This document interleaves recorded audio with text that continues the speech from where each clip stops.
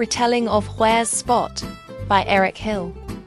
The story begins with Sally, a mother dog, looking for her puppy Spot because it's time for his dinner. She calls out, "Where's Spot?" and begins searching throughout the house to find him. Sally starts her search by looking inside a large clock. She lifts the pendulum door and finds a snake hiding inside, but no Spot. The snake says no when Sally asks if he's seen Spot. Next, Sally checks inside a wardrobe or closet. When she opens the door, she discovers a hippopotamus inside, but still no Spot. The hippo also says no when asked about Spot's whereabouts. Sally continues her search by looking under the stairs. There she finds a lion hiding in the dark space underneath. But again, no Spot. The lion shakes his head no as well.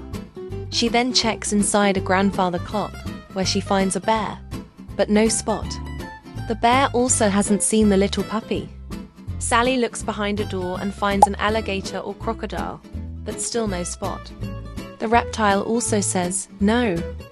Finally, Sally checks under a bed, and there she finds Spot hiding.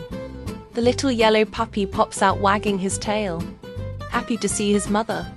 The story ends with Spot coming out for his dinner, and both mother and puppy are reunited. Throughout the book, each hiding place has a flap that children can lift to discover what animal is hiding there, making it an interactive experience that builds suspense as readers help Sally search for her missing puppy. *** retelling of Brown Bear, What Do You See? By Bill Martin Jr. and Eric Carle. ***. The story begins with a brown bear who is asked the central question. Brown bear, what do you see? The brown bear responds that he sees a red bird looking at him. The pattern continues as each animal is asked what they see and responds by naming the next animal in the sequence. The red bird sees a yellow duck looking at him. The yellow duck sees a blue horse looking at him. The blue horse sees a green frog looking at him. The green frog sees a purple cat looking at him. The purple cat sees a white dog looking at him. The white dog sees a black sheep looking at him. The black sheep sees a goldfish looking at him. The goldfish sees a teacher looking at him. When the teacher is asked what she sees, she responds that she sees children looking at her. A brown bear, red bird, yellow duck, blue horse, green frog, purple cat, white dog, black sheep, and goldfish all looking at her. Finally, the children are asked what they see, and they list all the animals they see looking at them. The brown bear, red bird, yellow duck, blue horse, green frog, purple cat, white dog, black sheep, goldfish, and their teacher. The book ends with this complete circle where everyone, animals, teacher, and children are all connected through seeing each other. Each page features bold, colorful collage-style illustrations by Eric Carle, showing the vibrant animals in bright, unmistakable colors that match their names in the text. Retelling of Dear Zoo by Rod Campbell. The story begins with a child who writes to the zoo asking them to send a pet.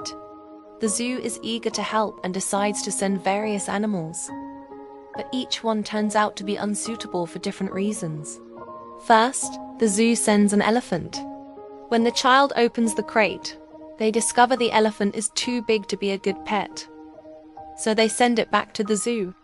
Next, the zoo sends a giraffe in a tall box. However, when the child opens it, the giraffe is too tall to keep as a pet, so back to the zoo it goes.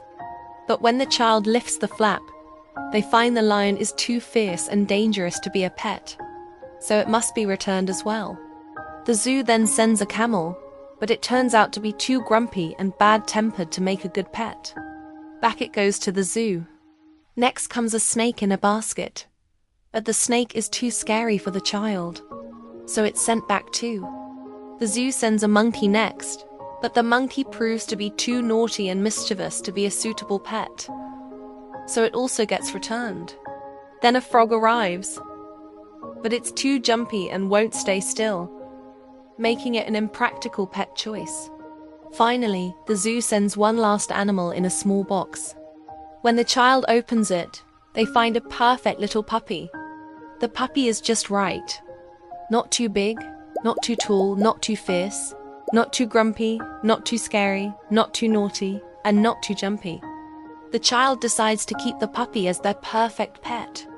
The story ends happily with the child finally having found the ideal animal companion, and they thank the zoo for sending the perfect pet. Which book should I retell next? Write in the comments.